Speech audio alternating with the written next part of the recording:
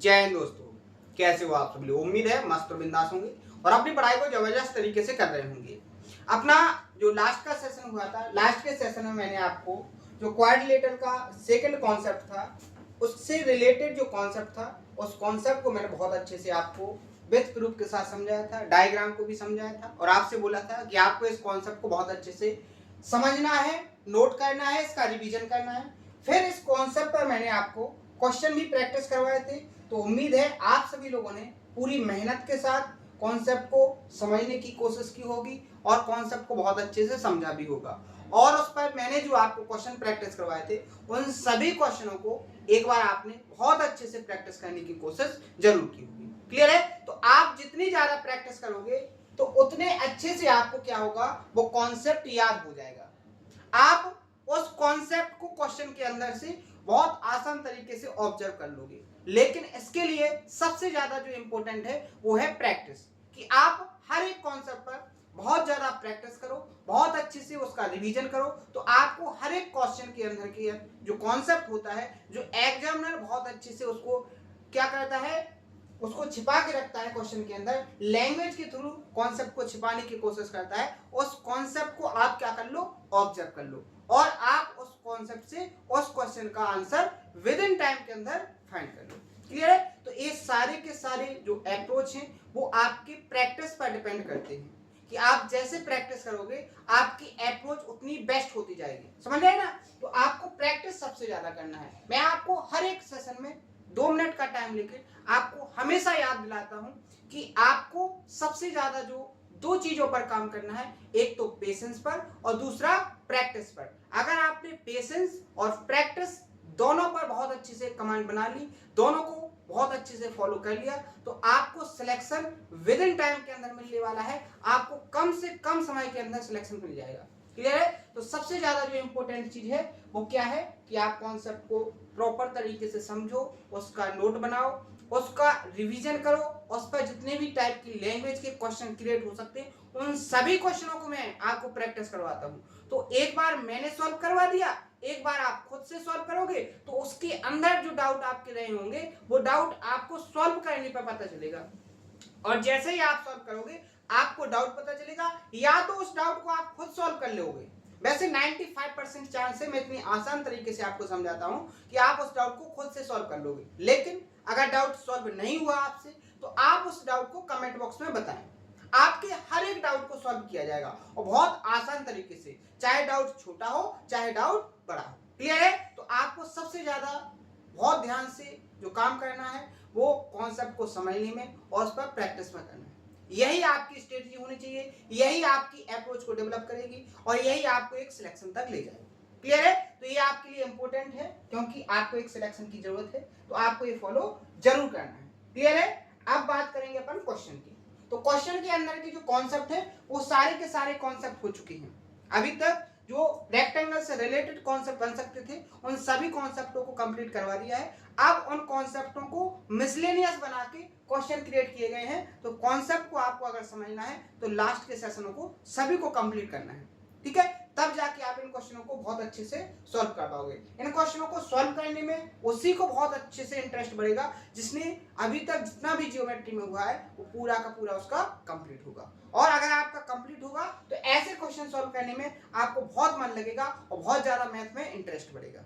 Clear है? तो शानदार तरीके से ऐसे क्वेश्चन अपन सॉल्व करेंगे। क्वेश्चन चाहे छोटा हो चाहे बड़ा हो, एक रिदम के अंदर, एक वे के फॉर्म में अपन कंप्लीट करते हुए आगे बढ़ रहे हैं और अपने सिलेबस को बहुत अच्छे से प्रिपेयर कर रहे हैं।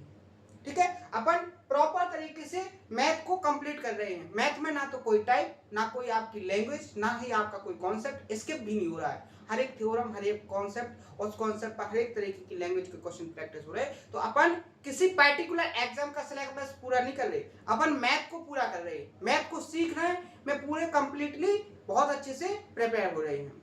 ठीक है? तो शानदार तरीके से अपन हर एक अप्रोच को फॉलो करवा रहा हूं अब मैं आपको, इससे आपको शानदार तरीके से आपकी तैयारी हो जाए। क्लियर है? तो क्वेश्चन 17 तक अपने कल के सेशन में हो गए थे। बात करेंगे 18वें नंबर क्वेश्चन की। ठीक है? 18वें नंबर क्वेश्चन में क्या बोला गया है कि दिए गए चित्र में PQRS एक आया। तो देखो हिंदी और इंग्लिश दोनों में क्वेश्चन लिखा गया है। आप जिस लैंग्वेज को बहुत अच्छे से समझ सकते हैं उस लैंग्वेज को आप पढ़ें और क्वेश्चन को सॉल्व करें। जैसे यहाँ पर देखो हिंदी को पढ़ेंगे अगर तो क्या बोला गया है कि दिए गए चित्र में पी क्यू आर एस एक आयत है। क्या है ये जो पी क्यू आर एस है एक आयत है जिसकी भुजा एस आर पर बिंदु टी है, एस आर पर कोई बिंदु टी है, ये बिंदु टी हो गया। इस प्रकार है कि एस टी और टी आर का जो रेशियो है वो 4:5 है, यानी एस से टी की जो वैल्यू है अगर 4 यूनिट है, मैंने 4 को सर्कल में बंद कर दिया क्योंकि ये क्या है रेशियो और एग्जैक्ट वैल्यू में डिफरेंस होता है, मैं बार बार आपको बोलता हूँ। यहाँ पर टी आर की वैल्यू कितनी होगी 5 यूनिट होगी। क्लियर है? अगर ये 4 और 5 9 है, एस आर आपकी 9 है, तो पी क्यू भी कितनी होगी आपकी 9 यूनिट ही होगी, क्योंकि ये क्या है आपका एक रेक्टेंगल। रेक्टेंगल में आमने सामने की साइड्स कैसी होती हैं इक्वल होती हैं। यहाँ पर आगे बढ़ेंगे, पीओ विकर्ण क्यू एस पर लंब है, क्यू एस पर लंब है यानी कि यहाँ पर जो एंगल बना है वो 90 डिग्री का। क्लियर है? आगे बढ़ेंगे, पी क्यू की जो लेंथ है वो 10.5 सेंटीमीटर है। आपको एस पी की वैल्यू को फाइंड करना है, आपको इस एस पी की वैल्यू को फाइंड करना है। कौन सी डिस्टेंस? आपको ये डिस्टेंस, ये लेंथ आपको फाइंड करनी है कि ये लेंथ आपकी क्या है। ध्यान से देखो, बहुत ही इंपॉर्टेंट कॉन्सेप्ट है, मैंने बहुत अच्छे से आपको समझा के रखा है। बहुत अच्छे से क्या समझा के रखा है, इसके अंदर 2 कॉन्सेप्ट यूज हुए हैं, दोनों कॉन्सेप्ट आपको याद होना चाहिए, तभी जाके आप इस क्वेश्चन को सॉल्व कर पाओगे। कौन सा? सबसे पहले तो आपको जो दिया गया है उस पर काम करेंगे। तो मुझे सबसे पहले तो यहाँ पर एक ही कॉन्सेप्ट नजर आया और एक ही डायग्राम नजर आया। यहाँ पर एक कैंची फिगर, यहाँ पर एक कैंची फिगर, क्योंकि आपको जो फाइंड करना है उसी के आसपास आपको देखना है, तो आपको एक कॉन्सेप्ट जरूर नजर आएगा। और मैंने आपको जब सिमिलैरिटी का कॉन्सेप्ट पढ़ाया था तब मैंने आपसे बोला था कि जहां पर भी ये कैंची फिगर बनेगी, ये वहां पर ये दोनों जो ट्रायंगल होंगे वो एक दूसरे के कैसे होंगे, सिमिलर होंगे। कैसे होंगे? ये वाला ट्रायंगल इस वाले ट्रायंगल के कैसे होगा, सिमिलर होगा। कैसे होगा? सिमिलर होगा। तो अगर सिमिलर होगा तो करेस्पॉन्डिंग साइड्स का रेशियो कैसा होगा, इक्वल होगा। आप यहाँ पर देखोगे, यहाँ पर ये वाला एंगल और ये वाला एंगल, देखो आमने सामने के ये जो एंगल है वो कैसे है, इक्वल होंगे, क्योंकि वर्टिकली अपोजिट एंगल है। इस एंगल के सामने वैल्यू है 4 यूनिट और इस एंगल के सामने वैल्यू है 9 यूनिट, यानी कि करस्पॉन्डिंग साइड्स का जो रेशियो होगा वो क्या हो गया, 4:9। क्या हो गया, 4:9। अगर ये अल्फा है तो ये भी आपका अल्फा होगा, और अगर ये बीटा है तो ये भी आपका क्या होगा, बीटा होगा। बात करेंगे कहां पर, आप यहाँ पर देखो, अगर ये अल्फा है तो ये भी क्या होगा, अल्फा, तो ये बीटा है तो ये क्या होगा आपका, बीटा। तो यहाँ पर आप देखो कि करस्पॉन्डिंग साइड्स का रेशियो क्या हो जाएगा, अगर ये 4:5 है तो ये 4 हो जाएगा, और ये आपका 4:9 है तो ये 9 हो जाएगा। क्लियर है? आप थोड़ी टाइम के लिए ये एंगल आप हटा दो। यहाँ पर अपना जो रेशियो फाइंड हो गया, अब उस पर बात करेंगे। ठीक है? यहाँ देखो, अपन को ये रेशियो क्या मिल गया, 4:9। क्या मिल गया, 4:9। क्लियर है? अपन को फाइंड करना है एस पी की लेंथ, इस लेंथ को फाइंड करना है। अपन को ये रेशियो मिल गया 4:9, और यहाँ पर आपको पता है कि यहाँ पर ये जो एंगल बना है 90 डिग्री का, ये ओ पॉइंट पर ये एंगल बना है 9 कितने डिग्री का है, 90 डिग्री का। एक और कॉन्सेप्ट आपको याद रखना है, एक और कॉन्सेप्ट, मैंने आपको जब राइट एंगल ट्रायंगल करवाया था तो वहां पर मैंने एक राइट एंगल ट्रायंगल में एक कॉन्सेप्ट आपको बताया था कि अगर कोई राइट एंगल ट्रायंगल है, मान लीजिए ए बी और सी। क्लियर है? अगर यहाँ पर 90 डिग्री वर्टेक्स से उसकी अपोजिट साइड हाइपोटेन्यूज पर आप परपेंडिकुलर खींचते हो, क्या खींचते हो, परपेंडिकुलर खींचते हो, तो यहाँ पर एक कॉन्सेप्ट बनता है, अगर यहाँ पर पॉइंट डी है, कि आपका यहाँ पर एडी से जो डीसी का रेशियो होगा वो क्या होता है आपका, ए बी का स्क्वायर प्लस बी सी का स्क्वायर। बात करेंगे अपन ए बी से बी सी के रेशियो की, तो ए बी से बी सी का जो रेशियो होगा वो क्या हो जाएगा, ए बी और बी सी का रूट। क्या हो जाएगा, रूट, क्योंकि दोनों तरफ हमने क्या ले लिया, रूट। यहां पर आपको एस पी और पी क्यू की लेंथ का रेशियो फाइंड करना है, तो यहां पर आपको क्या मिल जाएगा, यहां पर आपको क्या मिल जाएगा, 4 और 9 का क्या लोगे, रूट, तो यहां पर ये कितना आ जाएगा, 2, और ये पूरा रेशियो क्या हो जाएगा आपका, 3। क्या हो जाएगा, 3।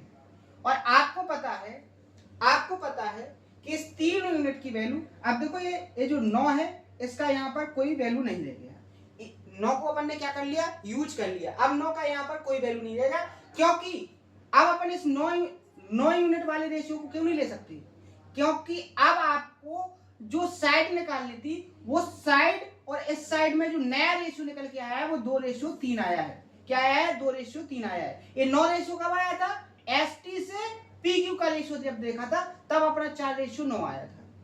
एसटी से अपन ने पीक्यू का जो रेशियो देखा था वो क्या आया था, अपना 4:9 आया था। लेकिन अब अपन एसपी से पीक्यू का रेशियो निकाला तो नया रेशियो आपके पास क्या आ गया, 3:2। क्या आ गया, 3:2। यहाँ पर 3 की वैल्यू क्या दी गई है, पीक्यू की लेंथ 10.5 कितनी दी गई है, 10.5, यानी कितने गुना हो गया, 3.5 गुना। आपको 2 यूनिट की वैल्यू फाइंड करना है, तो जब 3.5 की 3.5 को आप 2 से मल्टीप्लाई करोगे तो ऑप्शन नंबर ए यहाँ पर क्या हो जाएगा, आपका करेक्ट आंसर।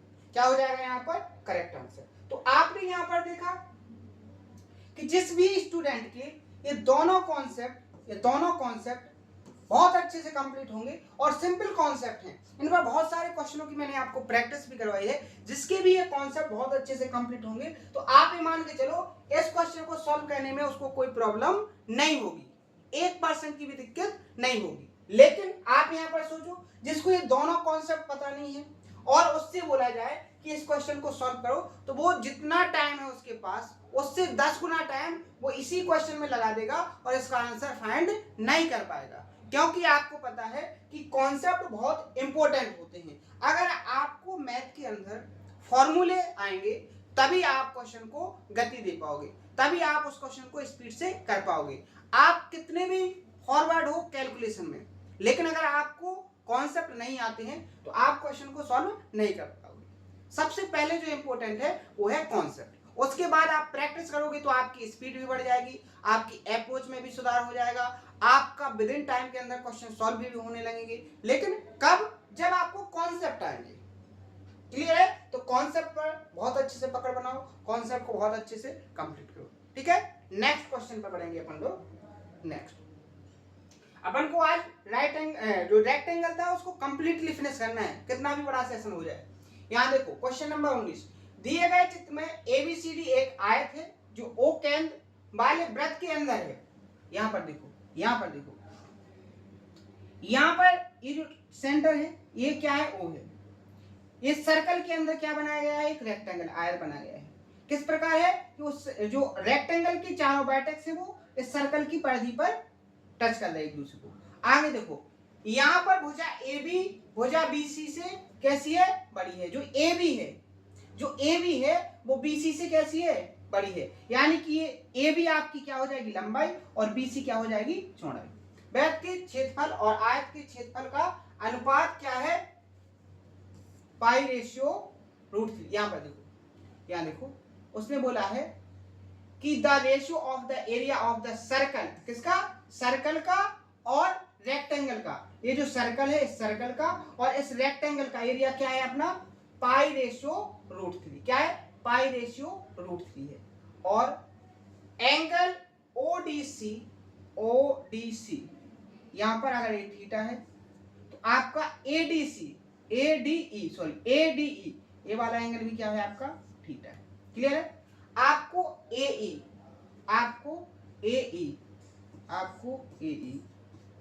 AE से आपको AD का रेशियो फाइंड करना है। AE से आपको AD का रेशियो फाइंड करना है। यहां पर देखो ये एंगल 90 डिग्री का है, ये थीटा है। आपको AE से AD, अगर ये थीटा है ये 90 डिग्री का है, तो राइट एंगल ट्रायंगल में AE आपका परपेंडिकुलर बन जाएगा और AD इस थीटा एंगल के लिए क्या बन जाएगा, बेस बन जाएगा। तो परपेंडिकुलर अपॉन बेस यानी कि लंब बटे आधार कौन सा ट्रिग्नोमेट्री रेशियो डिनोट करता है, आपको पता होना चाहिए, tan थीटा। यानी कि अगर आपको थीटा की वैल्यू पता चल जाए तो आप tan थीटा की वैल्यू को फाइंड कर लोगे और जो tan थीटा की वैल्यू आएगी वही आपका क्या हो जाएगा, AE से AD का रेशियो। क्या हो जाएगा, AE से AD का रेशियो। ये बहुत शानदार कॉन्सेप्ट है, इस कॉन्सेप्ट से आपको क्वेश्चन जरूर देखने को मिलेगा। तो सबसे पहले अपन क्या करेंगे, एक कॉन्सेप्ट को समझेंगे। क्या समझेंगे, एक कॉन्सेप्ट को समझेंगे। आपको कॉन्सेप्ट मैंने वैसे आपको एक्सप्लेन करके रखा है, कॉन्सेप्ट को एक्सप्लेन करके रखा है। क्या है यहां पर देखो, अगर कोई क्या है सर्कल है, कोई सर्कल है, और इस सर्कल के अंदर अगर आप क्या बनाओगे, कोई भी साइज का एक रेक्टेंगल बनाओगे, किस तरीके के से कि उस इस जो रेक्टेंगल है उसकी चारों वर्टेक्स इस सर्कल की परिधि पर हो, तो आपको पता होना चाहिए कि यहां पर ये जो विकर्ण होगा, इस डायगोनल होगा, ये जो डायगोनल होगा इस रेक्टेंगल का, यही आपका क्या होगा, डायमीटर यानी कि व्यास होगा। इस सर्कल का क्या होगा, व्यास होगा। अगर ये सेंटर है तो आपका ये अगर आर है तो ये भी आपका क्या होगा। ये क्या कॉन्सेप्ट मैंने आपको पहले भी एक्सप्लेन किया है, लेकिन यहां भी एक्सप्लेन कर दिया। अब इस क्वेश्चन को सॉल्व करना है। इस क्वेश्चन को सॉल्व करने के लिए अपने पास बहुत सारे तरीके थे, लेकिन मैंने यहाँ पर जो फॉलो किया है वो किया है त्रिकोणमिति से। क्यों किया है, क्योंकि वो सबसे बेस्ट अप्रोच वाला है। अब मुझे कहां से पता चल गया, क्योंकि मैंने इतनी ज्यादा प्रैक्टिस करके रखी है। यहां पर देखोगे जैसे मैंने कैसे ऑब्जर्व किया, मुझे तो सबसे इंपॉर्टेंट कॉन्सेप्ट याद है, मैंने आपको भी बता के रखा है कि जहां भी राइट एंगल ट्रायंगल होगा, जहां पर भी राइट एंगल ट्रायंगल होगा और वहां पर कोई भी लेंथ आपको निकालना है, कोई भी रेशियो आपको फाइंड करना है, तो आप ये मान के चलो कि यहाँ पर या तो पाइथागोरस प्रमेय लगना है, या ट्रिग्नोमेट्री लगना है, या आपको क्या करना है, ट्रिपलेट्स वाला कॉन्सेप्ट यूज करना है। ये आपका बिल्कुल बहुत अच्छे से माइंड के अंदर सेट करके रखना है। तो उसी कॉन्सेप्ट को जैसे मैंने यहाँ पर देखा, मैंने यहाँ देखा कि अपन को यहाँ पर जो फाइंड करना है वो ए से एडी का रेशियो फाइंड करना है, और यहाँ पर आपको ये 90 डिग्री का एंगल है और ये थीटा है। तो मुझे पता चला कि ए और एडी क्या हो रहा है, तो मैंने सोचा ये एंगल अगर थीटा है तो इसके लिए एडी आपका बेस हो जाएगा और ए आपका क्या हो जाएगा, परपेंडिकुलर। तो अपन को परपेंडिकुलर और बेस में रिलेशन मिल रहा है, और इसमें रिलेशन दिखाता है tan थीटा। तो मैंने कहा या तो इसको निकाल लो या फिर थीटा निकाल के tan थीटा निकाल लो। तो आपको जैसे थीटा की वैल्यू 30 आ जाएगी, तो आप यहाँ से tan 30 की वैल्यू फाइंड कर लोगे, समझ ना। तो यहां से आप क्या कर सकते हो, आसानी से उस क्वेश्चन को सॉल्व कर सकते हो। अब यहाँ पर अपन को बात करनी है किसकी, यहाँ पर अपन को बात करनी है कि ये थीटा कैसे मिले। तो मैंने क्या किया, इस डायमीटर को पूरा कंप्लीट कर दिया, यहाँ पर ये पूरा कंप्लीट कर दिया। अगर ये स्मॉल आर है तो ये भी आपकी स्मॉल आर है, यहाँ पर ये स्मॉल आर तो ये भी स्मॉल आर, क्योंकि ये क्या है, ओ इसका सेंटर, सर्कल का सेंटर। अब आपसे क्वेश्चन में करूं, एक क्वेश्चन मैं आपसे करूं कि यहां पर देखो एक राइट एंगल ट्रायंगल है, क्या है, एक राइट एंगल ट्रायंगल, ध्यान से देखना, ये आपकी 2r है, ये क्या है 2r, क्या है 2r, यहां पर ये एंगल क्या है, थीटा है। तो मैं आपसे बोलूं कि ये वाली साइड क्या होगी, ये वाली साइड क्या होगी, तो कोई बता पाएगा। आप देखो अगर ये थीटा है तो ये परपेंडिकुलर और ये बेस और ये हाइपोटेन्यूज। आप यहाँ पर देखो, ध्यान से देखना कॉन्सेप्ट, ये कॉन्सेप्ट कोई नहीं बताएगा। अभी मैं अगर यहाँ पर लिख देता तो समझ में नहीं आएगा। कैसे, देखो आपको ये वाली साइड पता करना है, यानी परपेंडिकुलर। मान लो ए बी सी है, आपको ये ए बी साइड पता करना है, और आपको हाइपोटेन्यूज पता है। तो आपको पता होना चाहिए कि यहाँ पर परपेंडिकुलर यानी कि लंब और कर्ण में जो रेशियो में रिलेशन दिखाता है वो साइन थीटा दिखाता है। क्या दिखाता है, साइन थीटा। क्या दिखाता है, साइन थीटा। अब यहाँ पर लंब आपका क्या है, ए बी, और कर्ण आपका क्या है 2r, और यहाँ पर जो रिलेशन दिखाएगा वो साइन थीटा।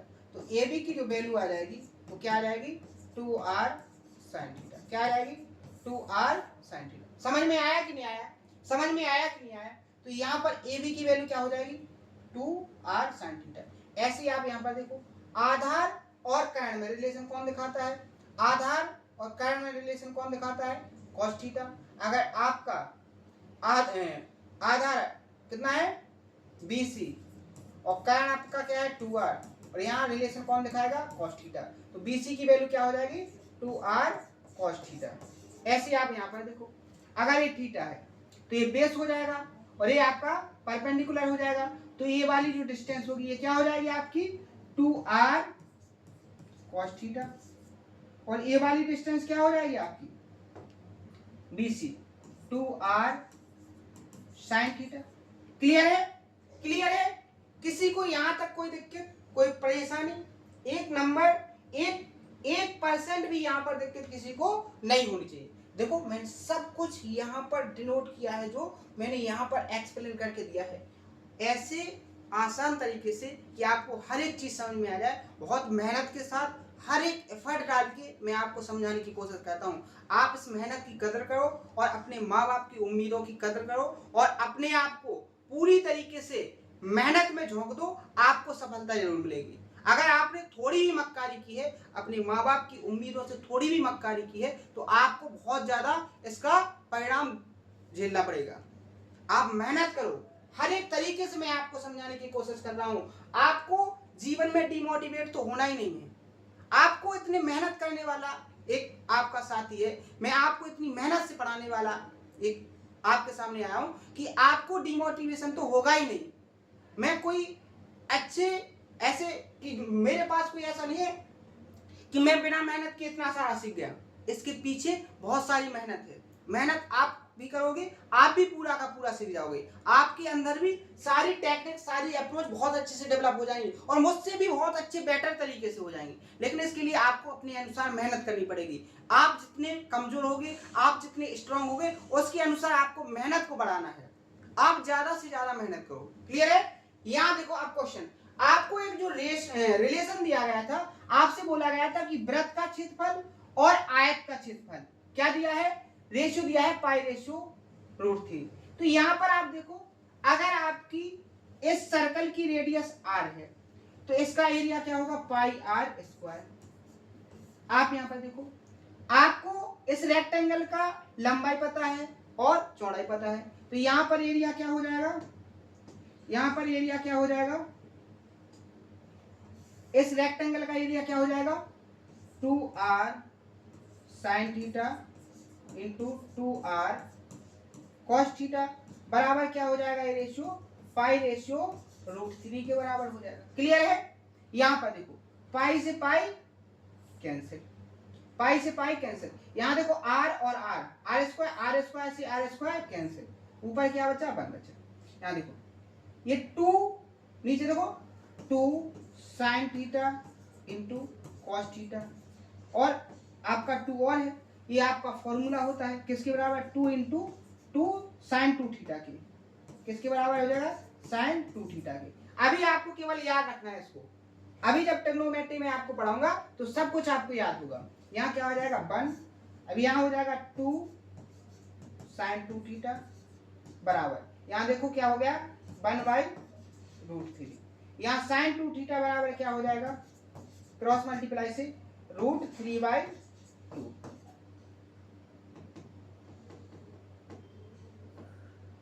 sin 2 थीटा बराबर क्या हो जाएगा √3/2।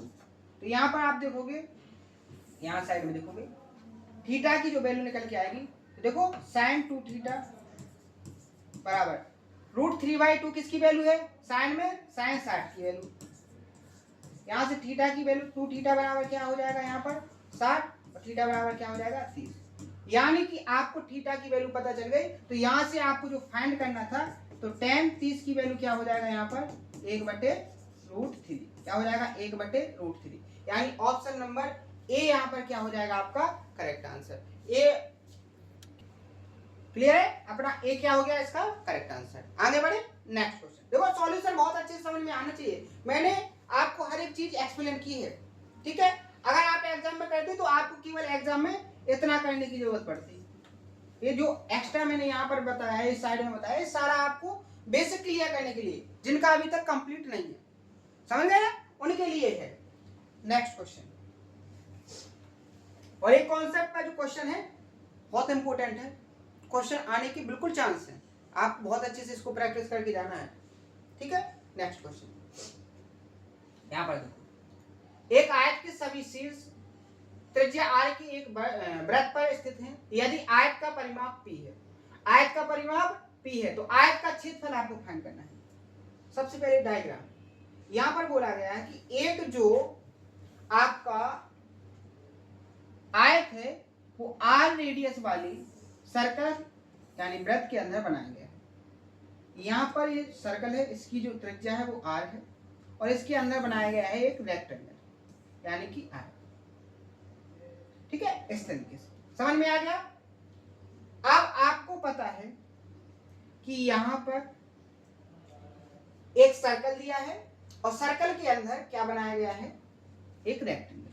अगर हम इस वर्टेक्स से यहां तक बनाएंगे तो इस सर्कल का क्या होगा, डायमीटर। और अगर इस सर्कल का सेंटर यहाँ है तो ये आपका कैपिटल आर और ये भी आपका कैपिटल आर। क्लियर है। अगर ये रेक्टेंगल की लंबाई हो गई और ये आपकी रेक्टेंगल की चौड़ाई हो गई तो आपको यहां पर दिया गया है पेरीमीटर।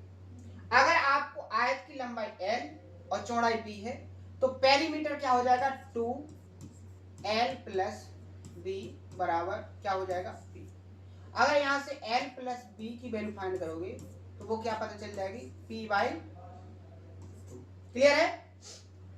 आगे देखो, यहां पर ये जो एंगल है वो 90 डिग्री का है। ये आपको क्या दिया है, l, ये आपको दी गई है b, ये आपका क्या है, हाइपोटेन्यूज। तो आप यहाँ पर पाइथागोरस थ्योरम लगाओगे तो यहाँ पर क्या हो जाएगा, l square plus b square बराबर होगा ये किसके, आपके 2r का स्क्वायर 4r स्क्वायर की। किसके बराबर होगा, 4r स्क्वायर के बराबर। आपको फाइंड क्या करना है, ये तो आपको जो दिया गया था उससे आपने दो चीजें यहाँ पर निकाली। आगे देखो, आपको फाइंड करना है इसका एरिया, यानी कि एरिया रेक्टेंगल का क्या हो जाएगा, l इंटू बी। यानी कि आपको l इंटू बी की वैल्यू को फाइंड करना है। क्या करना है, l इंटू बी की वैल्यू को फाइंड करना है। आपको दो इक्वेशन दी, आपने फाइंड कर ली जो आपको डाटा दिया गया। क्लियर है। आपको l इंटू बी कैसे आएगा, क्या आप यहां पर ये सोच सकते हो, क्या आपकी मेंटलिटी अभी तक इतनी डेवलप हो गई है कि आप l इंटू बी को फाइंड कर लो। आप इस इक्वेशन को देखोगे, l प्लस बी बराबर p/2 है। यहाँ l square plus B square बराबर 4r स्क्वायर है। आपको इन दो इक्वेशन से आपको l इंटू बी की वैल्यू को फाइंड करना है। l इंटू बी क्या है, इस रेक्टेंगल, इस सर्कल के अंदर जो रेक्टेंगल बनाया गया है उसका एरिया। क्लियर है। तो आपको बहुत अच्छे से पता होना चाहिए, बहुत अच्छे से पता होना चाहिए कि यहाँ पर अगर आप इस इक्वेशन का दोनों तरफ स्क्वायर लोगे, क्या करोगे, स्क्वायर करोगे, तो यहां से पता चलेगा आपको क्या, l square plus B square plus 2lb क्या हो जाएगा, 2lb। यहाँ क्या हो जाएगा, p स्क्वायर बटे में क्या हो जाएगा आपका 4। तो देखो यहाँ पर आपको lb मिल गया कि नहीं मिल गया। आप यहाँ पर देखो, क्वेश्चन कभी कठिन होते ही नहीं है, बस आपको तो जो डाटा मिल जाए आपको उस पर काम करना स्टार्ट करना है और ऐसे काम करना है जो आपका ऑथेंटिक हो, जिससे आप आगे उसको गति दे पाओ। समझ रहे ना। तो मैंने यहाँ पर देखा कि l इंटू बी की वैल्यू फाइंड करना है, तो मुझे इस इक्वेशन से तो मिल ही नहीं सकती, और करेंगे भी तो बहुत बड़ी हो जाएगी, पावर 4 की हो जाएगी। लेकिन यहाँ पर भी आसान था, जैसे यहाँ पर भी होल स्क्वायर करते तो यहाँ से l स्क्वायर और बी स्क्वायर की वैल्यू मिलती, l square into B square की वैल्यू मिलती। लेकिन आपको फाइंड करना था l इंटू बी की वैल्यू को, तो यहाँ पर मैंने देखा यहाँ से पता चल सकता l इंटू बी की वैल्यू। लेकिन कैसे, मैंने देखा कि अगर स्क्वायर करेंगे तो अपन को पता चल जाएगा, क्योंकि a प्लस बी का फॉर्मूला मुझे याद था कि a square plus B square plus 2ab। तो a भी आ गया, यानी कि a के प्लेस पर l और b के प्लेस पर b, कंप्लीट हो जाएगा। अब यहाँ पर अपन को पता है l square plus B square की वैल्यू किसके बराबर है, 4r के स्क्वायर, 4r के स्क्वायर के बराबर है। तो यहाँ पर 4r square plus 2lb p square बटे 4, ये 4r स्क्वायर इस तरफ जाएगा तो 2lb बराबर क्या हो जाएगा, p स्क्वायर बटे 4 स्क्वायर माइनस के 4r स्क्वायर। अपन को lb की वैल्यू को फाइंड करना है, ये डिवाइड में जाएगा तो lb बराबर क्या हो जाएगा, यहाँ p स्क्वायर, इस 2 का यहाँ 4 में मल्टीप्लाई तो 8 हो जाएगा, माइनस 2 से डिवाइड हो जाएगा तो 2r स्क्वायर। तो क्या हो जाएगा, p स्क्वायर बटे 8, p स्क्वायर बटे 8 माइनस 2r, यानी कि बी ऑप्शन क्या हो जाएगा करेक्ट आंसर। क्वेश्चन कैसे भी दे दिया जाए, क्वेश्चन की लैंग्वेज को कैसे भी मॉडिफाई कर दिया जाए, बस आपको कॉन्सेप्ट आना चाहिए। और कॉन्सेप्ट बहुत अच्छे से आप सीख चुके हो, तो क्वेश्चन को कितने आसान तरीके से सॉल्व कर रहे हो और आपको बहुत मजा भी आ रहा होगा। मजा उन्हीं को आ रहा होगा जो मेहनत से पढ़ रहे हैं। ठीक है, तो मेहनत आपके लिए सबसे ज्यादा जरूरत है। ठीक है, आपको क्या करना है, देखो ऐसा नहीं है कि आप कर नहीं सकते हो। जैसे आपका माइंड और मेरा माइंड दोनों 100% काम करते हैं। मेरा माइंड और आपका माइंड, मेरा माइंड भी 100% काम कर रहा है और आपका माइंड भी 100% काम कर रहा है। अब आप यहां पर देखो, जैसे ही आपका माइंड 100% काम कर रहा है, मेरा भी माइंड 100% काम कर रहा है, लेकिन मैंने क्या काम किया कि मैंने अपने 100% माइंड को राइट डायरेक्शन में लगा दिया, राइट डायरेक्शन में लगा दिया। तो यहां पर जो मुझे बेनिफिट हुआ वो 100% बेनिफिट हुआ। क्या हुआ, जो बेनिफिट हुआ, जो फायदा हुआ, जो बेनिफिट हुआ वो कितना हुआ, वो कितना हुआ, हमें 100% हो गया। लेकिन आपने यहां पर देखो, आपने क्या काम किया, इस 100% माइंड को बहुत जगह डिवाइड कर दिया। कम से कम 3 जगह तो हर कोई डिवाइड करेगा इसको। कैसे, एक तो सोशल मीडिया पर, ठीक है, एक अपने आसपास के लोगों पर, यानी कि पीपल थॉट्स, और तीसरा होगा उसका डिमोटिवेशन। ठीक है, यानी कि आपने 100% माइंड को 3 डायरेक्शन में डिवाइड कर दिया। कौन कौन सी, एक तो सोशल मीडिया में लगा दिया, मान लीजिए आपने 40% से कोई कम नहीं लगाएगा, और आपने 20% लगा दिया इसमें लोगों की बातों पर। कोई कह रहा है तू कर नहीं सकता है, कोई कह रहा है तू कर क्या रहा है, ठीक है, इस तरीके की बातों में, तू कुछ कर ही नहीं, लायक ही नहीं है, ऐसी बातों पर लगा दिया। ठीक है, आपको गलत ठहराने में लगा दिया। आपने 20% यहाँ लगा दिया, 40% सोशल मीडिया में लगा दिया। अब आपके पास बचा कितना है, 40%। 30% आप डिमोटिवेट हो गए, 30% आप क्या हो गए, डिमोटिवेट हो गए। टोटल कितना हो गया, 40, 20, 60 और 30, 90। अब आपको जो बेनिफिट होना था, जो आपको बेनिफिट होना था वो कितना होना था, 100%, लेकिन अब हुआ कितना है, 10%। तो आप यहां पर सोचो, आप सबसे पीछे क्यों हो, उसका लॉजिक क्या है, उसका रीजन क्या है, आपके हारने का रीजन क्या है। यही रीजन है आपके हारने का। वो रीजन क्या है कि आपका यहाँ पूरा का पूरा जो माइंड है, पूरा का पूरा डाइवर्ट हो गया है। और केवल मैंने यहाँ पर 3 जगह डाइवर्ट किया, इतने में भी आपको केवल 10% क्या हो रहा, बेनिफिट हो रहा है। और जो आपके जीवन के लिए इंपोर्टेंट कितना होना चाहिए था, 100%, अभी आप -90 चल रहे हो, समझ रहे, यानी कि -90% आपको लाभ नहीं हो रहा है। तो इसका रीजन क्या है वो आपको यहाँ पर समझना चाहिए। तो ना तो देखो आपको यहाँ पर उलझना है, ना आपको यहाँ पर उलझना है, और अगर आप इन 2 जगह नहीं उलझे तो यहाँ पर तो उलझोगे ही नहीं, यहाँ पर तो उलझोगे ही नहीं। तो आपको जो लाभ है अभी 10% हो रहा, फिर आपको यही लाभ कितने परसेंट होगा, 100%। क्लियर है, बात समझ में आई। ये मैंने आपको क्यों समझाया, आपके डिमोटिवेशन, आपके हारने का कारण बताया है मैंने। ये सारे तरीके आपको कोई नहीं बताएगा। तो ये तरीके हैं कि आपको मेहनत कैसे करना है, आपको कहाँ नहीं उलझना है, आपको कहाँ पर सही काम करना है। अगर आपने सही डायरेक्शन में काम किया तो आपको 100% लाभ होगा, और अगर आपने सही डायरेक्शन में काम नहीं किया तो केवल आपको 10% लाभ होगा। और आप समझ सकते हो कि एक सामने वाला स्टूडेंट 100% लाभ कर रहा है, अपने लिए देख रहा है, और एक स्टूडेंट आप हो कि आप केवल 10% में संतुष्ट हो, तो आप उससे कितने पीछे हो। अब अगर आपको आगे जाना है तो आपको क्या क्या नहीं करना है वो सब आपको समझ में आना चाहिए। क्लियर है, समझ में आया, आगे बढ़े। नेक्स्ट क्वेश्चन, यहां देखो क्वेश्चन में, a square of the greatest possible area is cut from a rectangle. ठीक है, एक रेक्टेंगल को मैक्सिमम एरिया का एक स्क्वायर बनाना है, living behind a smaller rectangle, और उसके बाद कुछ रेक्टेंगल आपका छूट जाए। If the ratio of the length and the breadth of the smaller rectangle is equal to that of the original rectangle, then find the ratio of area of the smaller rectangle to the area of the square cut out। उसने बोला है कि एक rectangle आपको बनाना है, rectangle के अंदर एक मैक्सिमम एरिया का स्क्वायर बनाना है। वो कैसे बनाना है कि जो आपका रेक्टेंगल था उसके अंदर मैक्सिमम एरिया का स्क्वायर बन जाए और उससे कुछ रेक्टेंगल का पार्ट छूट जाए, और वहां पर जो छूटेगा उस पार्ट की जो साइड है उनका रेशियो और जो मेन आपका रेक्टेंगल था उसकी साइड्स का रेशियो कैसा हो जाए, इक्वल हो जाए। एक कंडीशन आपको दी गई है। तो सबसे पहले अपन डायग्राम बनाएंगे।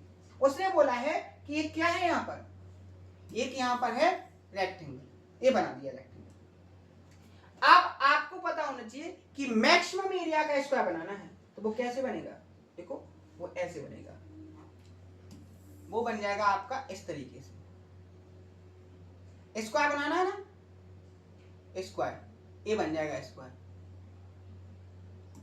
ये आपका मैक्सिमम एरिया का इस रेक्टेंगल के अंदर क्या बन गया, ये बन गया आपका स्क्वायर। क्या बन गया, स्क्वायर। मान लीजिए 1 यूनिट की लेंथ का स्क्वायर है। स्क्वायर की चारों साइड्स कैसी होती है, इक्वल। तो पहले जो रेक्टेंगल था आपका उसमें मैक्सिमम एरिया का मैंने एक स्क्वायर बना दिया, तो उसका कुछ पार्ट ये छूट गया। मान लीजिए इसकी लेंथ क्या है, x है। क्या है, x है। अगर ये 1 है तो ये भी क्या है, 1 है। आप देखो यहां पर अगर हम बात करेंगे जो मेन आपका रेक्टेंगल था उसकी डिस्टेंस की, वो क्या हो जाएगी, x प्लस 1, लंबाई x प्लस 1 और चौड़ाई क्या हो जाएगी, 1। तो यहां पर एक कंडीशन दी गई थी उसके द्वारा, क्वेश्चन में एग्जामिनर के द्वारा, कि यहां पर जो एरिया बनेगा तो यदि छोटे आयत की लंबाई और चौड़ाई का अनुपात मूल आयत के बराबर हो, यानी लंबाई और चौड़ाई के बराबर हो, तो आपको छोटे आयत और काटे गए आयत के क्षेत्रफल का रेशियो फाइंड करना है। ये आपको फाइंड करना है। यहां पर देखो, यहां पर देखो, आपको छोटे आयत और काटे गए आयत का क्षेत्रफल, छोटे आयत यानी ये वाला आयत, इसका एरिया क्या होगा, आपको पता होना चाहिए। आपको पता होना चाहिए छोटा आयत है तो आपकी लंबाई क्या होगी, चौड़ाई क्या होगी। यहां पर देखो इस तरीके से, ये क्या है अपना, क्लियर। आप सही बता, यहां देखो, यहां पर आप देखोगे आपको इस रेक्टेंगल का एरिया फाइंड करना है, तो क्या हो जाएगा, x इंटू 1, लंबाई गुणा चौड़ाई। और इस स्क्वायर का एरिया फाइंड करना है, तो इसका स्क्वायर का एरिया 1 यूनिट का स्क्वायर बना जाएगा, ये आएगा। यानी आपको इस x की वैल्यू फाइंड करना है। x की वैल्यू कैसे फाइंड होगी, इस कंडीशन को देखकर। यहां पर उसने बोला है कि यहां पर छोटे आयत की लंबाई, अब यहां पर देखो लंबाई, इससे बड़ी लेंथ ये वाली है कि नहीं, तो बड़ी वाली लेंथ लंबाई होगी और छोटी वाली चौड़ाई, तो लंबाई क्या हो जाएगी, x और चौड़ाई हो जाएगी y। यहां पर मिस्टेक होने के चांस है। अब कोई क्या करेगा, इसमें लंबाई और चौड़ाई में कंफ्यूज होगा, लेकिन कंफ्यूज नहीं होगा, ये आपकी छोटी है और ये आपकी बड़ी, तो बड़ी वाली लेंथ l होगी और छोटी वाली लेंथ b होगी, लंबाई गुणा चौड़ाई। यहाँ लंबाई गुणा चौड़ाई का जो रेशियो है वो मूल आयत की लंबाई और चौड़ाई के रेशियो के बराबर है। और लंबाई क्या है मूल आयत की, x प्लस 1 बटे, यहाँ पर क्या हो जाएगा, यहाँ पर 1। क्लियर है। यहाँ देखोगे 1, यहाँ हो जाएगा x का multiply, cross multiply, x square plus x। यहाँ देखोगे एक द्विघात समीकरण बन गया, x square plus x minus 1 बराबर 0। इसको कैसे सॉल्व करेंगे, formula minus B plus minus under root B square minus 4ac बटे 2ac। जैसे ही आप इस फॉर्मूले को लगाओगे, ये फॉर्मूला क्या है, जब अपन नंबर सिस्टम अलजेब्रा पढ़ेंगे तब बहुत अच्छे से इसको सीखेंगे। अभी आपको याद रखना है इसको, ठीक है, नोट कर लेना है। जो मैं अभी कॉन्सेप्ट लिखवा दूं, जैसे ट्रिगोनोमेट्री के जो कॉन्सेप्ट मैंने लिखवाए बीच बीच में, ये अलजेब्रा के फॉर्मूले, उसको बगल में हाईलाइट कर लिया करो नोट में, ठीक है, जिससे आपको वो याद है कि ये कहां से आया था। यहाँ पर देखोगे b का मान 1 हो जाएगा, minus 1 plus minus under root, यहाँ क्या हो जाएगा, b का मान 1 का स्क्वायर 1 माइनस, यहाँ 4 और a का मान 1 है, a का मान इसके पीछे 1, इसके पीछे 1, ये माइनस 1 c का मान, यहाँ c का मान क्या हो जाएगा, माइनस 1, ठीक है, अपॉन में 2 इंटू a का मान 1। यहाँ देखो माइनस 1 कहाँ, यहाँ कर दूं माइनस 1, यहाँ से देखो ये, ठीक है, minus 1 plus minus under root, यहाँ देखो 1 माइनस माइनस प्लस 4 और 1 5, तो क्या हो जाएगा यहाँ पर रूट 5 बटे में क्या हो जाएगा 2a। अब आपको पता है कि जो लेंथ होती है वो हमेशा पॉजिटिव होती है, तो यहाँ पर देखो ये माइनस का है, अगर इसको माइनस लेंगे तो माइनस हो जाएगा, जबकि अपनी डिस्टेंस क्या होती है, हमेशा पॉजिटिव होगी। तो यहाँ माइनस चिन्ह क्या हो जाएगा, हट जाएगा। तो -1 प्लस √5/2। क्लियर है? ये आपको क्या मिल गई यहाँ पर, x की वैल्यू। अब आपको जो फाइंड करना था ये वाला रेशियो, ये वाला रेशियो फाइंड करना था, इस रेशियो को फाइंड करना था, इस रेशियो को आपको फाइंड करना था, इस रेशियो को आपको देखना था। तो रेशियो में आपको पता था कि अगर आपको x की वैल्यू मिल जाए तो आप यहाँ पर क्या कर लोगे, अपना रेशियो फाइंड कर लोगे। तो यहाँ पर x की वैल्यू पुट करोगे तो x की वैल्यू है क्या, इसको देखो कैसे लिख सकते हो, √5 प्लस -1/2 यहाँ पर रखोगे। यहाँ पर जैसे ही रखोगे तो क्या हो जाएगा, यहाँ पर √5 - 1, ठीक है, गुणे आपका 1 बटे में क्या हो जाएगा 2 और बटे 1। आप जैसे ही इसको सॉल्व करोगे तो क्या हो जाएगा, √5 - 1/2। ऑप्शन नंबर अपना क्या हो जाएगा, यहाँ पर डी करेक्ट आंसर। क्या हो जाएगा, डी इसका करेक्ट आंसर। क्लियर है? समझ में आ गया कि नहीं आ गया? समझ में आ गया। नेक्स्ट क्वेश्चन देखो, मेंस लेवल के क्वेश्चन है, बहुत अच्छे से समझने की कोशिश करना पड़ेगा तभी आपको समझ में आएगा। क्लियर है?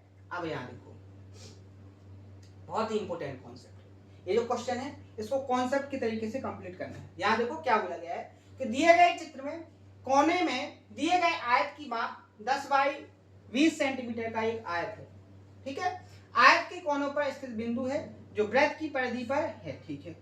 क्या है, वृत्त की परिधि पर है। तब वृत्त की त्रिज्या, यानी कि आपको इस सर्कल की रेडियस फाइंड करना है। यहाँ देखो मैं डायग्राम को अलग से बना रहा हूँ, यहाँ देखो बड़ा सा डायग्राम बना रहा हूँ। पहले देखो सर्कल,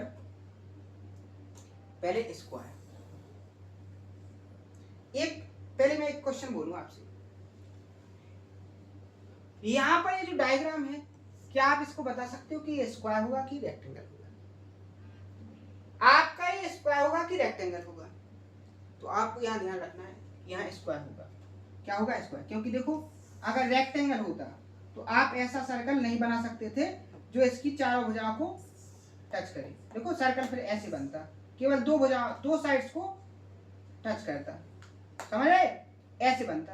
और यहाँ पर चार भुजाओं को, तो यहाँ पर ये क्या होगा आपका, यहाँ पर क्या होगा आपका, ये स्क्वायर।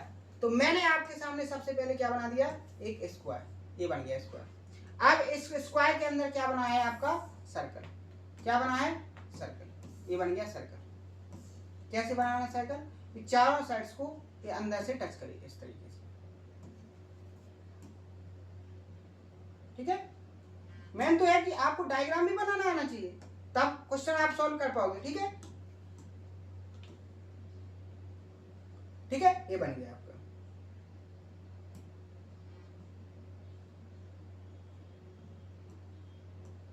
इस तरीके से, ठीक है, क्लियर है, ये बन गया डायग्राम। अब आपको यहां पर एक और डायग्राम दिया है इसके अंदर। यहां देखो कोने में एक स्क्वायर बनाया गया है।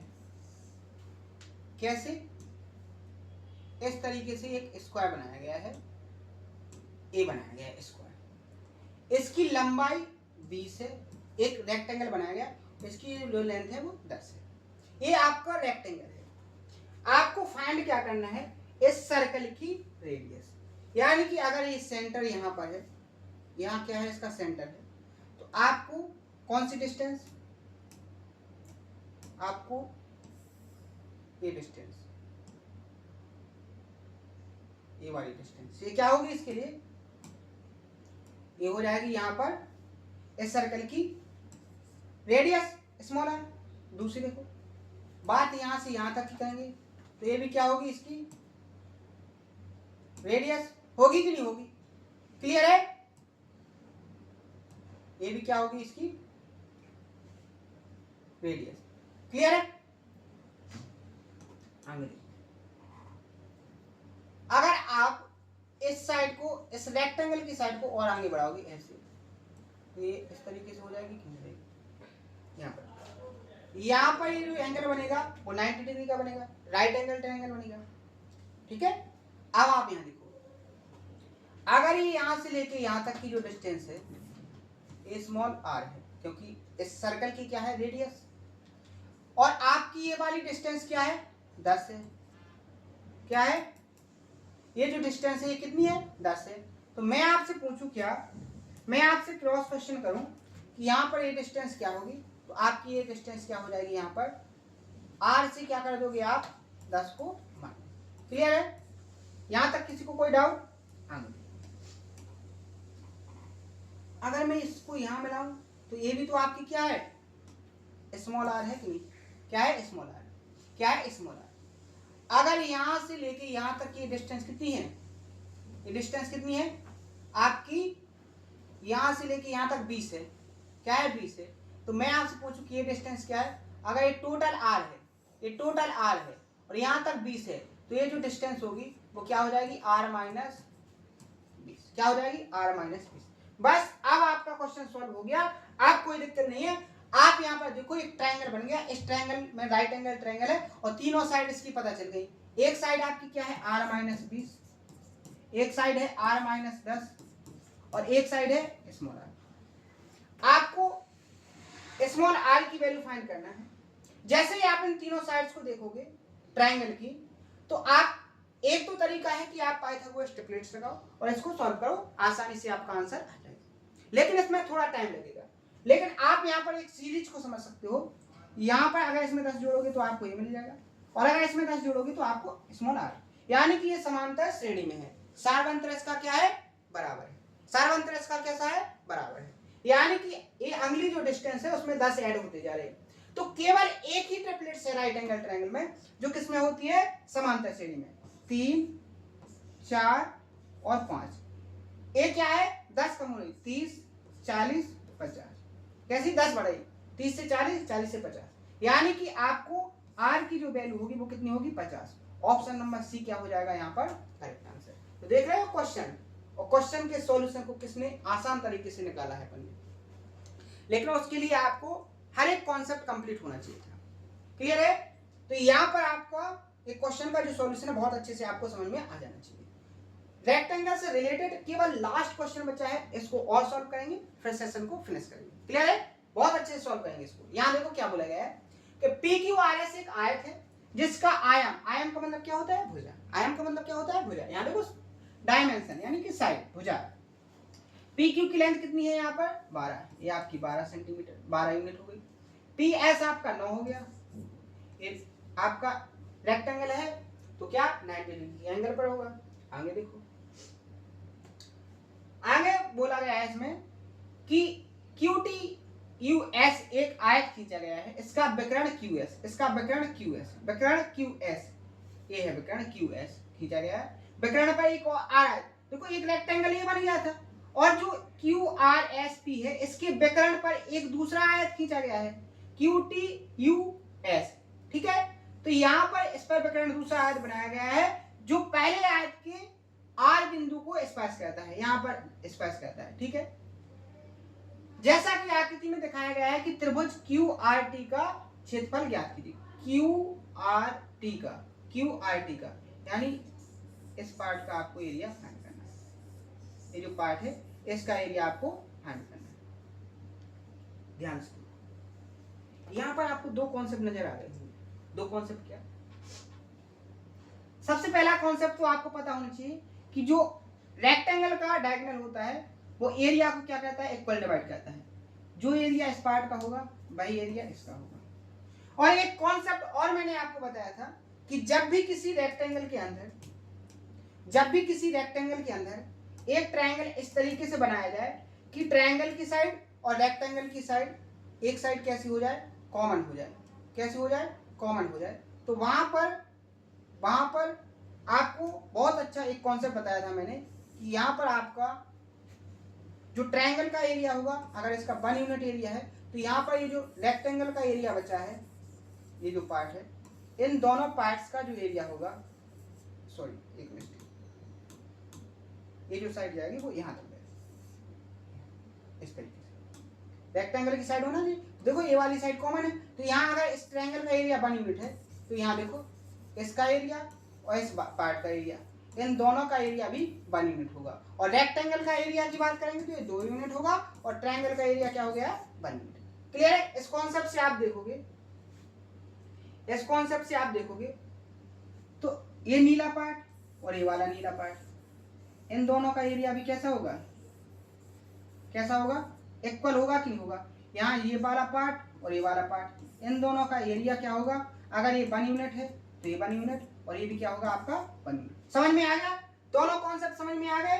आप देखो क्वेश्चन पर बात करेंगे। अगर मैं यहाँ पर इस ट्रायंगल के लिए परपेंडिकुलर खींचूं तो इस तरीके से खींचेगा कि नहीं खींचेगा, खींचेगा कि नहीं खींचेगा। यहाँ पर तो यहाँ देखो, यहाँ पर डायग्राम को आपको एज्यूम करना है, जो एरिया आपका है वही एरिया ये होगा कि नहीं होगा, होगा कि नहीं होगा, होगा कि नहीं होगा। ध्यान से देखो, नीले कलर से देखो, ये जो नीला पार्ट है इसका एरिया इसके बराबर हो जाएगा कि नहीं हो जाएगा। क्लियर है, समझने की कोशिश करना है।